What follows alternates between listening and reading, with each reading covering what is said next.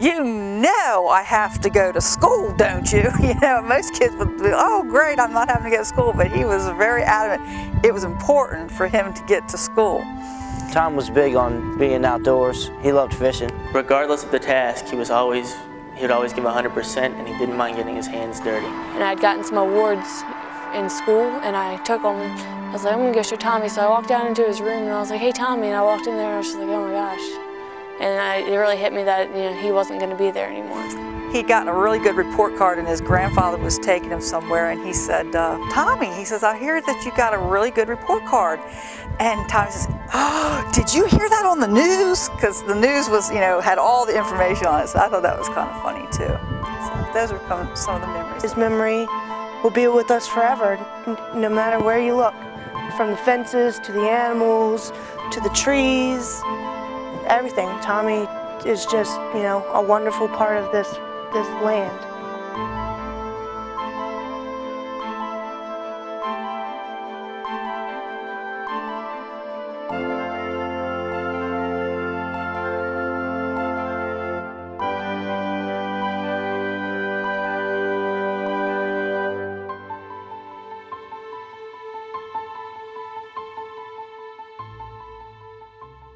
At first I thought, you know, this is nothing more than a really bad joke. But then I realized, you know, they wouldn't joke about something like this.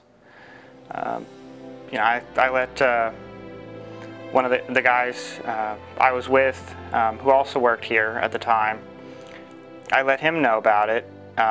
He called McKenzie's family just to, you know, double check, make sure that this was indeed true. And after that, well, honestly, I took it kind of hard because he was probably the first friend I made here. I think he was a good guy. You know, he had just got his car back from the garage, and they put new brakes and all this stuff on it. And he was, you know, all excited. He was going to get a brand new set of expensive tires in the upcoming week. And I think he was just spinning off some rubber before he threw away a set of tires, as if, you know, just having some fun.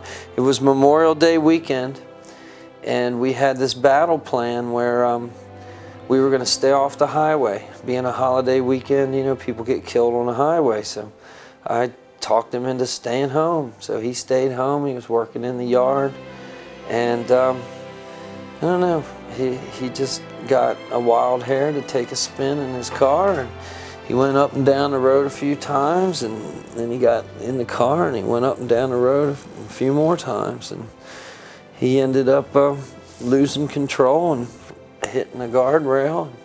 Normally you would think a guardrail would save your life, but this particular guardrail nailed him right on the driver's door and took his life, and took it in about 30 minutes or less. All the things that I could think of to help him, I didn't think of until like the following day. I mean, we were right there, but there was just no way to help him. So we told him that we loved him, and we expected to see him at the hospital. They brought in the state trooper helicopter, and they took him out, and he didn't make it to the hospital. He didn't make the trip.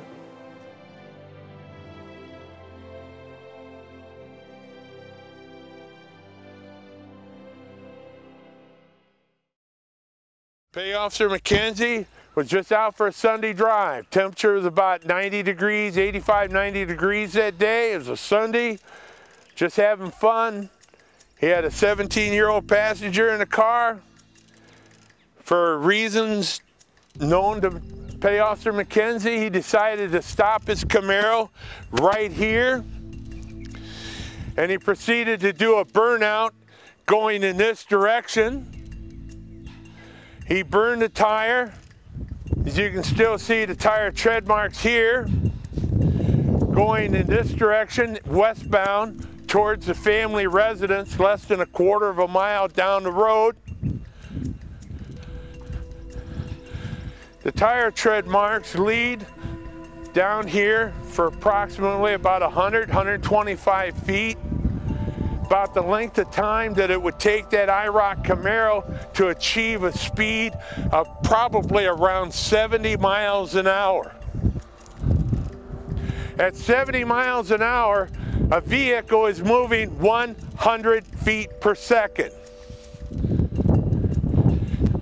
When the Petty Officer McKenzie shifted the Camaro into second gear, the Camaro torque steered hard to the right.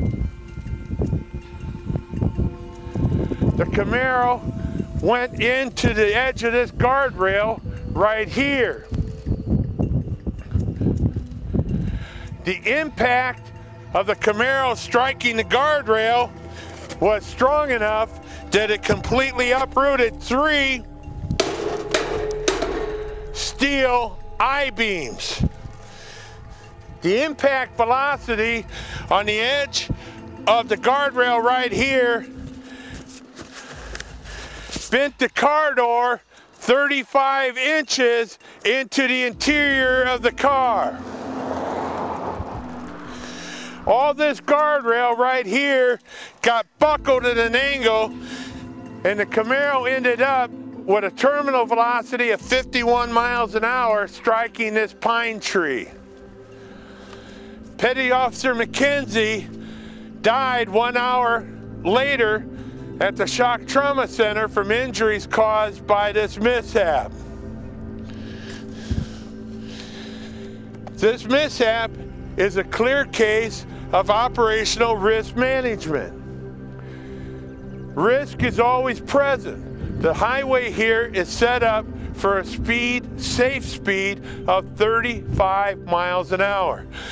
That guardrail is designed for impact velocities of 35 miles an hour. Risk is always present.